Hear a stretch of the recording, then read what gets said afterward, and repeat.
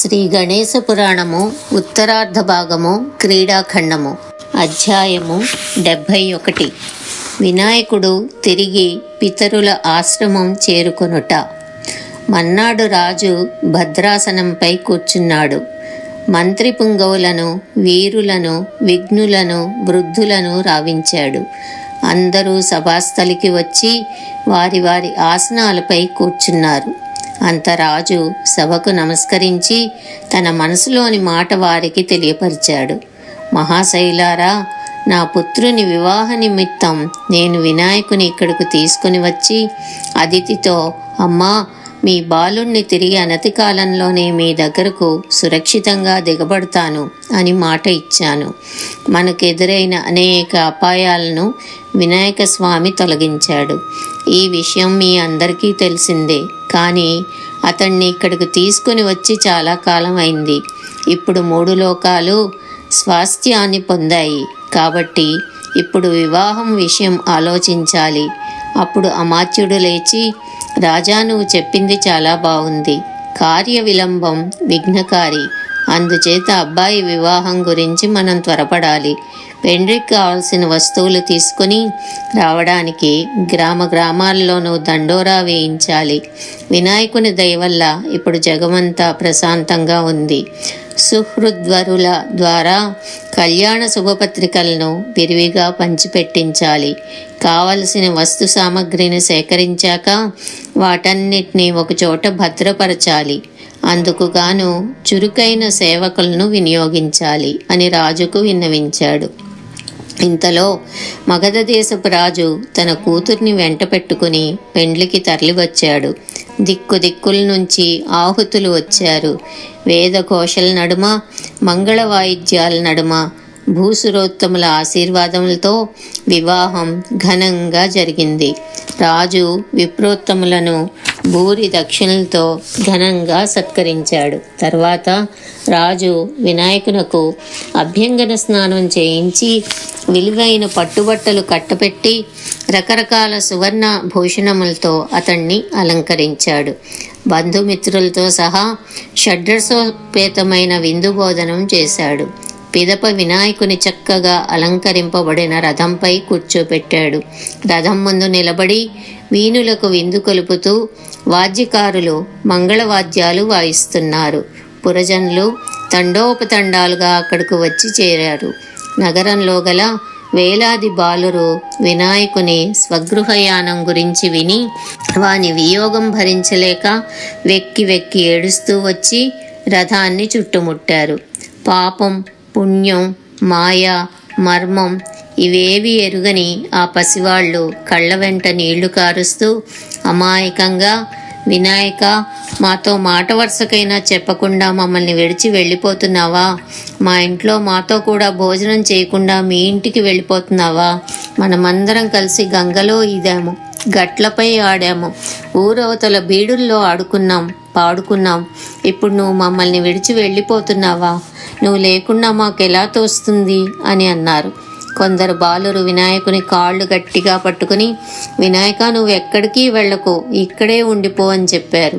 మరికొందరు అతను చేయి పట్టుకుని వాళ్ళ గుండెలకు హత్తుకుని బిగ్గరగా ఏడ్చారు.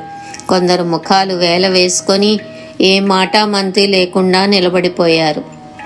పిల్లలు, పెద్దలు, వృద్ధులు, ఆడవాళ్ళు, మగవాళ్ళు, వీళ్ళు వాళ్ళు అని లేకుండా నగరవాసులందరూ ఎక్కడి పనులక్కడ విడిచి వర్షాకాలంలో నదులు సముద్రాన్ని చేరినట్టు వినాయకుని దగ్గరకు చేరుకున్నారు. పురజనులు ఎలుగెత్తి, వినాయక, మన స్నేహబంధాన్ని విడిచి వెళ్ళిపోతున్నావా అని గద్గద స్వరంతో కన్నీళ్లు కారుస్తూ అడిగారు. రాజు అందరినీ సమాధానం పరిచాడు. పెద్ద ఊరేగింపుగా పురజనులు రథాన్ని అనుసరించి నగరం వెలుపలకు వచ్చారు. వినాయక, మమ్మల్ని మర్చిపోకు. ఇంతవరకు నువ్వు మాపై చూపిన కరుణ ఇకపై కూడా చూపుతూ ఉండాలి అని ప్రార్థించారు. రాజు, వినాయక, నువ్వు సామాన్యమైన బాలుడవు కాదు, సాక్షాత్తు దేవదేవుడవు. తెలుసో తెలియకో మేం చేసిన అపరాధాలు క్షమించు, మా పరిచయం మర్చిపోకు అని దుఃఖంతో బొంగురుపోయిన గొంతుకతో పలికాడు. ప్రజలు వినాయకుని ఎడబాటు జీర్ణించుకోలేకపోతున్నారు. అందరిలోనూ విషాద ఛాయలు అలుముకున్నాయి. జనులు ఎలుగెత్తి ఏకకంఠంతో, వినాయక స్వామి, నీ మాయ మా ఊహకందంది. నువ్వు సర్వ జగత్పతవు. ఎంత తప్పు చేసినా, ఎన్ని తప్పులు చేసినా ఏ తండ్రి ఏ పుత్రుని విడిచిపెట్టడు కదా. అలాంటప్పుడు నువ్వు మమ్మల్ని విడిచి వెళ్ళిపోవడానికి ఎందుకు తొందరపడుతున్నావు? నువ్వు మునుపటి వలె అడపా తడపా వచ్చిపోతూ ఉంటే మాకు అంత విచారం ఉండదు. నువ్వు మా మనసులను దోచుకొని పోతున్నావు. మా మనసులే నీవు అపహరించుకొని పోతున్నట్టు మాకు ఆలోచించడానికి ఇంకేముంటుంది? ఎలా వీలుంటుంది? ఇంక మేము ఏం పనులు చేయగలము? నీరే ఇంకిపోతే జలచరాలు ఎలా బతుకుతాయి? ఇంతెందుకు, ప్రాణమే పోతే దేహంతో ప్రయోజనమేమిటి? కాబట్టి నువ్వు ఎక్కడికి వెళ్తే అక్కడికి మమ్మల్ని కూడా తీసుకుపో అను జనులందరూ దీనంగా పలికారు. వాళ్ల మాటలకు వినాయకునకు క్షణమాత్రం దుఃఖం వచ్చింది. ముఖం ముడుచుకుపోయింది. గళం గద్గదమైంది. కళ్ళు చెమ్మగిల్లాయి. ఎంతటి దేవుడైనా దేహదారి అయినప్పుడు ఇసుమంత చెలించడం సహజం కదా. అయితే స్వామి దేవదేవుడు కదా. వెంటనే తమాయించుకున్నాడు. మనకు వియోగం ఎక్కడిది?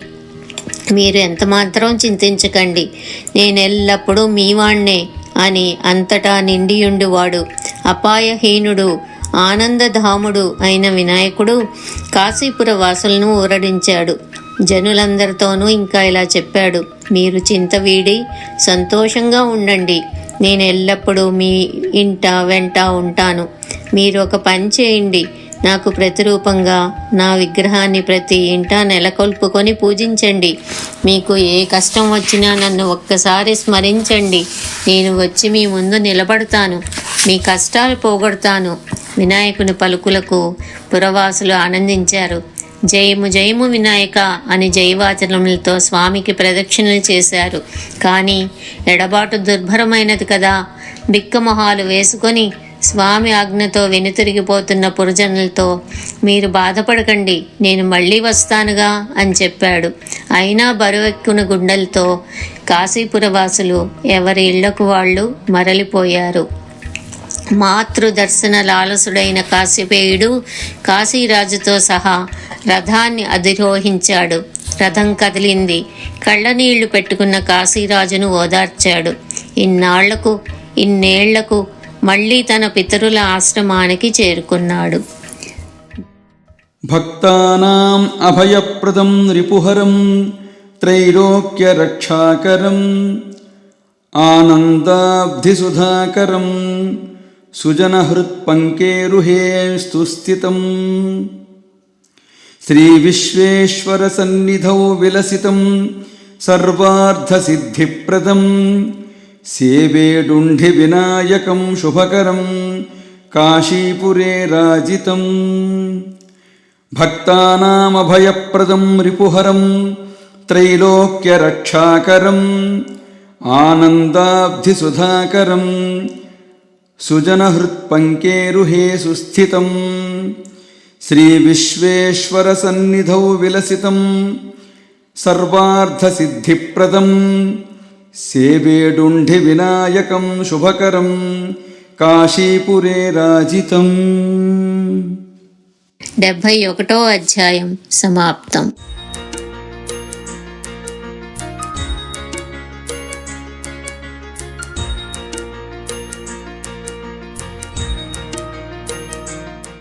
శ్రీ గణేశ పురాణము ఉత్తరార్ధ భాగము క్రీడాఖండము.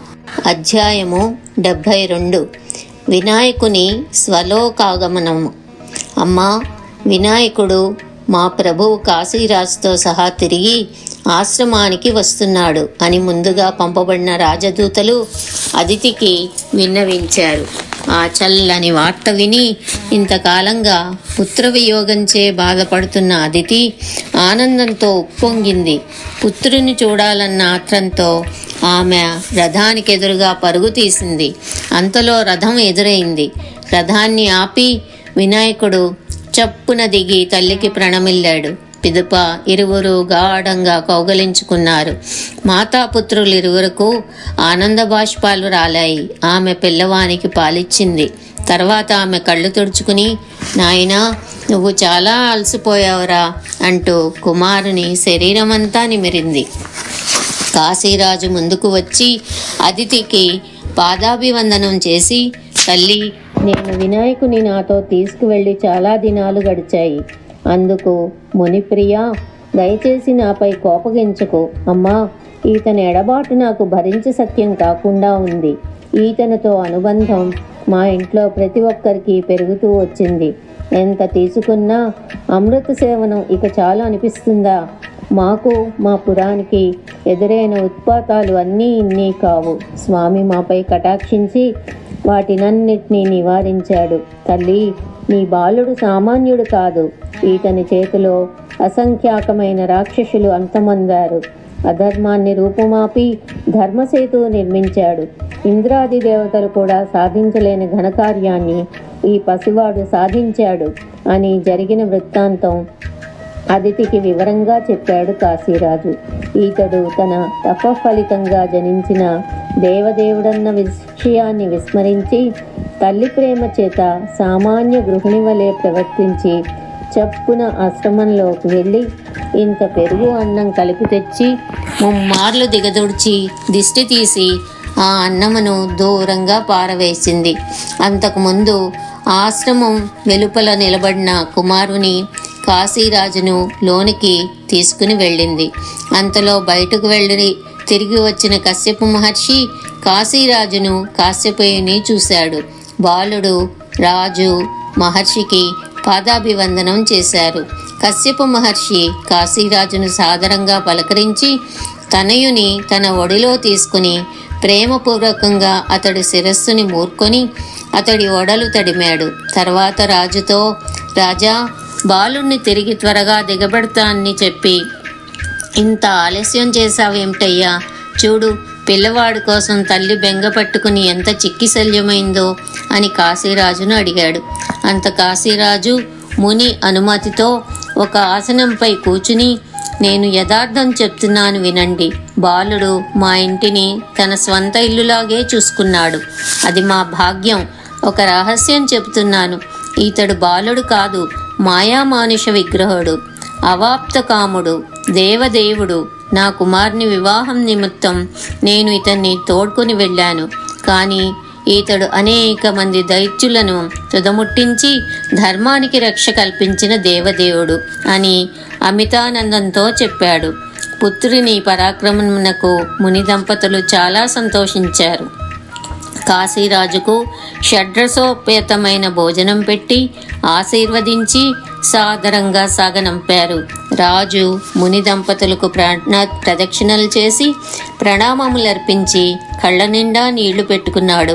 వినాయకునే స్మరిస్తూ తన పట్టణానికి మరలిపోయాడు.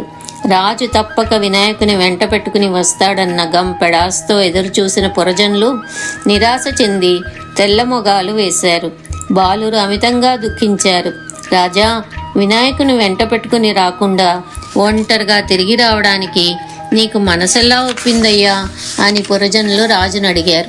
అప్పుడు రాజు, జన్లారా, నా మాట కాస్త సావధానంగా వినండి. మీ అందరికంటే స్వామితో నాకు అనుబంధం హెచ్చు. ఈ విషయం మీ అందరికీ తెలుసు. నేను స్వామిని నాతో కూడా రమ్మని అనేక విధాలా అర్థించాను. స్వామి నాతో ఇలా అన్నాడు, మీరు అందరూ నా మూర్తిని రూపొందించి దానిని అత్యంత భక్తి శ్రద్ధలతో సేవించండి. సర్వాంతర్యామి అయిన నాతో మీకు వియోగం ఎక్కడుంది అని సాదరంగా చెప్పాడు. కాబట్టి స్వామి భక్తులమైన మనమందరం స్వామి చెప్పినట్లు చేయడం మన ధర్మం అని పురజనులకు రాజు చెప్పగా వారు చాలా సంతోషించారు. వెంటనే పురజనులు 4 భుజములు, శూర్ప కర్ణములు, గజముఖము, సుండాదండము, సర్వావయములు తీర్చిదిద్దిన చక్కని వినాయక విగ్రహమును చేసి ఆ విగ్రహమును సమస్త భూషణములతో అలంకరించి ఒక ప్రాసాదమును నిర్మించి శాస్త్ర ప్రకారం ప్రతిష్ఠ చేసి ఆ మూర్తిని భక్తిపూర్వకంగా పూజించారు. ఇలా అనేక మూర్తులు ధరించి వినాయక స్వామి కాశీనగరంలో ప్రకాశిస్తూ వచ్చాడు. ఎవరు ఏది కోరుకుంటే ఆ కోరికను తీరుస్తున్నాడు స్వామి. విశ్వేశ్వరుడు సర్వదేవతలతోనూ స్వనగరాన్ని ప్రవేశించాడు. కాశీనగరంలో కాశీరాజు సుఖంగా కాలం గడుపుతున్నాడు. వినాయకుడు ముని దంపతులతో, మీరు తొల్లి చేసిన తపఫలితంగా మీ కోరిక మన్నించి మీకు పుత్రునిగా జన్మించాను. లోకకంటకులకు నరాంతక దేవాంతకులనే 2 దైత్యులు వధింపబడ్డారు. భూభారం తగ్గింది. దేవతలు సాధు పుంగవులు యథాపూర్వం వారి వారి స్వస్థానాలలో తిరిగి స్థాపించబడ్డారు. అందరూ సుఖంగా ఉన్నారు. అంచేత నేను చిరంతనమైన నా లోకానికి మరలిపోతాను అని చెప్పాడు. ముని దంపతులు ఖిన్నులైపోయారు. వాళ్ళ కళ్ళ నిండా నీళ్లు గిర్రున తొరిగాయి, గొంతులు బొంగురుపోయాయి. ఇంతదనుక అబ్బాయి, పుత్ర, కుమార, తనయ అని లాలనగా పిలిచిన అదితి కశ్యపులు స్వామి అని సంబోధించి, మళ్ళీ మీ దర్శనం మాకెప్పుడు కలుగుతుంది అని అమాయకంగా అడిగారు. అప్పుడు వినాయకుడు చిరునవ్వు నవ్వి, అమ్మా, నా దర్శనం మీకు భవానీ మందిరంలో దొరుకుతుంది. నేను సత్యం పలుకుతున్నాను అని చెప్పి అంతర్ధానమయ్యాడు. ముని దంపతులు క్షణకాలం నిశ్చేష్టులై నిలబడిపోయారు. తదుపరి వాళ్ళు ఒక ప్రసాదంను నిర్మించి అందు స్వామి విగ్రహాన్ని వినాయక నామంతో విధి విధానంగా ప్రతిష్ఠించి పూజించారు. ఆ దేవళంలో అన్య చింతనలు లేక తదేక దీక్షతో ధ్యానించిన వారికి వినాయక స్వామి దర్శనమిస్తాడు. గృత్సమధుడు ఇలా చెబుతున్నాడు, ఓ కీర్తి, నీకు శుభప్రదమైన వినాయకుని దివ్య చరితమును వివరంగా చెప్పాను. వినాయకుని చరిత్ర విన్నవారికి సర్వసిద్ధులు కలుగుతాయి. వారి జన్మ ధన్యమవుతుంది. సర్వోపద్రవాలు తొలగిపోతాయి. అన్ని కోరికలు ఫలిస్తాయి. సమస్త పాప సంచయములు శమిస్తాయి. ఇప్పుడు నీకు సింధు దైత్యవధు అను కథను చెబుతాను. వినాయకుడు మయూరేశ్వర నామాంకితుడై శివుని ఇంట పుట్టి అతడు సాధించిన ఘనకార్యాలు నీకు వివరంగా చెప్తాను, శ్రద్ధగా విను అని అన్నారు. 72వ అధ్యాయం సమాప్తం.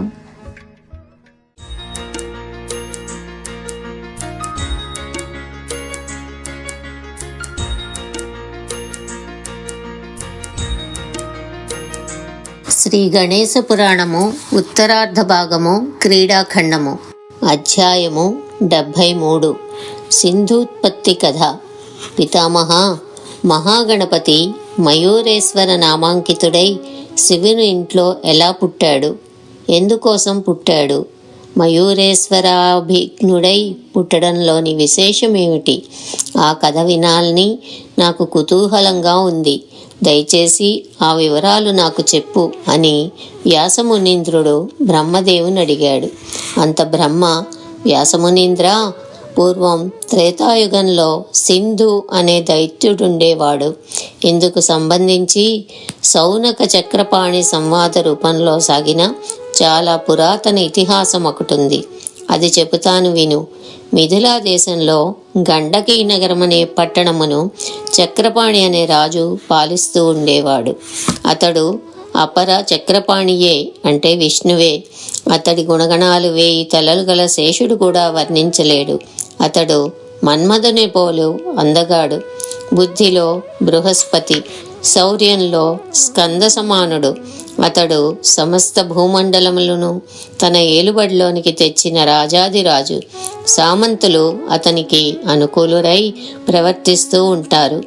ఆ రాజుకున్నని ఏనుగులు, గుర్రాలు, కాల్బలములు ధరలో ఎవ్వరికీ లేవు. అతని గృహంలో లక్ష్మీదేవి తాండవిస్తూ ఉంటుంది. అతడి కోశాగారంలో రత్న కాంచన ముక్తావళులు రాసులు పోసి ఉంటాయి. అతడు భూమిపై వెలసిన అపర అలకాధిపతి. అతని అమాత్యులు సాంబుడు, సుబోధనుడు మంత్రాంగం నడపడంలో మంచి దిట్టలు. వాళ్ళు తమ జీవితాన్ని కూడా లెక్క చేయకుండా అనవతరం రాజకార్యంలో నిమగ్నమై ఉంటారు. ఇక అతని భార్య చారుహాసిని అతిలోక లావణ్యవతి, పతిభక్తి పరాయణ. చంద్రుని బోలు ఆమె ముఖం చూసి కుముదములు పగలు చంద్రుడు ఉదయించాడని భ్రమించి వికసిస్తాయి. ఆమె పాతివ్రత్యం గురించి విని ఇతర పతివ్రతలు ఆమె దర్శనానికి వస్తూ ఉంటారు. ఆమె ధరించిన భూషణముల కాంతికి పెనుచీకట్లు పటాపంచలవుతాయి. రాజు బుద్ధిశాలి, మాన్యుడు, విష్ణు భక్తి పరాయణుడు. అతడు పురాణ శ్రవణమందు అనురక్తి, పెద్దల యందు అమిత భక్తి గల ఆదర్శమూర్తి, ధర్మశాస్త్ర పరాయణుడు. ఏ లోటు లేని ఆ రాజుకు సంతానం లేకపోవడమే పెద్ద లోటు. అందుకు రాజు దివారాత్రులు దిగులు పడుతూ ఉండేవాడు. సంతాన ప్రాప్తికి సవనాలు చేశాడు, వ్రతాలు చేశాడు, దానాలు చేశాడు. రాణి ఎన్నో నోములు నోచింది. అయినా అనపత్యత దోషం రాజును కృంగదీసింది. ఒకనాడు రాజు భార్యతో, పుత్రులు లేని వారికి గతులు లేవు. ఈ సిరి సంపదలతోనూ రాజ్యభోగాలతోనూ ఏం పని? మనం పుత్రార్థం చేసిన సత్కర్మలన్నీ వ్యర్థమైపోయాయి. కాబట్టి ఈ రాజ్యభోగాలన్నీ విడిచి పూర్వజన్మ కర్మక్షయం కోసము, ముక్తి కోసము తపస్సు చేయుటకు అడవులకు వెళ్ళిపోవాలని నిశ్చయించుకున్నాను అని చెప్పి తదుపరి పురజనులందరితోనూ తన సంకల్పాన్ని తెలియచేశాడు. రాజు మాటలకు ప్రజలకు దుఃఖం వచ్చి, ప్రభు, ఎందుకింత నిష్ఠూరంగా మాట్లాడుతున్నారు? మేమేం అపరాధం చేశామని మమ్మల్ని విడిచి వెళ్తున్నారు? మీరు మా తల్లిదండ్రులు. మీరు మమ్మల్ని విడిచి వెళ్తే మేము తల్లి తండ్రి లేని అనాథలమైపోతాము. మీరు లేని ఈ నగరం మాకు వద్దు. మీతో పాటు మమ్ములను కూడా అడవికి తీసుకువెళ్ళండి అని ఘోషించారు. ఆ సమయానికి అనుకోకుండా సౌనకుడనే మునిసత్తముడు అక్కడకు వచ్చాడు. అతడు వేదాంగ శాస్త్రపారంగతుడు, త్రికాలజ్ఞుడు, త్రికౌలాల్లోనూ ఉత్తమమైన మునిగా ఖ్యాతి చెందినవాడు. ఇంద్రాది దేవతలకు కూడా వందనీయుడు. రాజు చప్పున తన ఆసనంపై నుండి లేచి ప్రత్యుత్థానము చేసి సాదరంగా తోడ్కొని వచ్చి తన ఆసనంపై కూర్చోపెట్టి మునిని పూజించి సకల మర్యాదలు చేసి, మునీశ్వర, తమ రాకచే మేము ధన్యులమయ్యాము. మా సమస్త పాపాలు నశించాయి. పాపకర్ములకు తమ బోంటి వాళ్ల దర్శనం దుర్లభం. మా పుణ్యం పండి తమరిక్కడకు దయచేసి మమ్మల్ని తరింపచేశారు అని వినూతుడై విన్నవించాడు. రాజా, నీ ఆదర మర్యాదలు మమ్ము ఆనందపరిచాయి. నీ తపన నాకు తెలుసు. నువ్వు చింతించకు. నువ్వు ఏ అడవికి వెళ్ళనవసరం లేదు. నీకు పుత్రుడు పుడతాడు. నా మాట నమ్ము. నేను హాస్యానికైనా అసత్యమాడను. అవును, సౌనకముని రాజుతో చెప్పాడు. ముని మాటలకు రాజు మిక్కిలి సంతోషించాడు. మునికి అనేకమైన కానుకలు సమర్పించాడు. అంత సౌనక మునీంద్రుడు, రాజా, సర్వసంగ పరిత్యాగులమైన మాకీ కానుకలతో పని ఏముంది? వాటిని మేము ముట్టము అని సాదరంగా పలికి వాటన్నింటినీ సున్నితంగా తిరస్కరించాడు. తీర్థయాత్రలు చేసుకుంటూ ఇలా నీ దగ్గరికి వచ్చాము అంతే అని చెప్పాడు. దంపతులు ఇరువురు మునికి పునఃప్రణామములు చేసి, మహాత్మా, మీరు త్రికాలజ్ఞులు, మాకు పుత్ర సంతానం కలిగే ఉపాయం సెలవీయండి. మీకు పుణ్యముంటుంది. మేమిది వరకెన్నో తపో యజ్ఞ దాన ధర్మాలు చేశాము, అయినా ఫలితం లేకపోయింది అని విన్నవించారు. అంత సర్వజ్ఞుడైన సౌనకముని, రాజా, నువ్వు సూర్యవ్రతం చెయ్యి. అది ఆ వ్రతపరాయణులకు సర్వశుభప్రదమైనది. అనేక జన్మల పాపములను శమింపచేస్తుంది. పుత్ర పౌత్రప్రదమైనది. సప్తమీ నక్షత్రయుక్త భానువాసరమున శుభముహూర్తమున ప్రారంభించి 1 నెల రోజుల పాటు భక్తి శ్రద్ధలతో ఆ వ్రతం చెయ్యాలి. ముందుగా మాతృపూజన పూర్వకంగా అభ్యుదయక శ్రాద్ధం చెయ్యాలి. పిమ్మట గణనాథుని అర్చించాలి. పిమ్మట బ్రాహ్మణుల స్వస్తివాచనముల మధ్య మండపారాధనము, సువర్ణ కలశముల స్థాపనము చెయ్యాలి. కలశములపై రవిమండల సువర్ణ యంత్రమును ప్రతిష్ఠించాలి.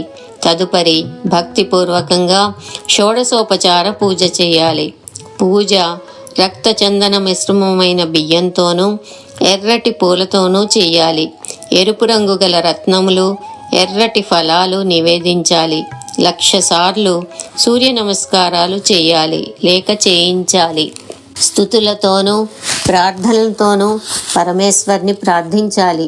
ప్రతి రోజున బ్రాహ్మణులకు, పేదలకు, దీనులకు, అంధులకు, అవిటి వాళ్లకు, 1,00,000 మందికి తక్కువ కాకుండా అన్న సమారాధన చేయాలి. ప్రతిరోజు ఒక కుటుంబీకునకు ఒక గోవును దానం చెయ్యాలి. బ్రహ్మచర్యం పాటిస్తూ భార్యా సమేతుడై వ్రతం ఇలా 1 నెల రోజులు ఆచరించాలి.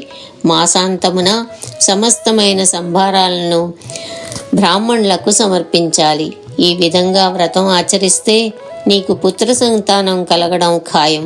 పుట్టిన పుత్రుడు గొప్ప ఖ్యాతి కలవాడు, సూర్యదేవునిపై అమిత భక్తి కలవాడు కాగలడు. అంతేకాదు గొప్ప పరాక్రమవంతుడవుతాడు.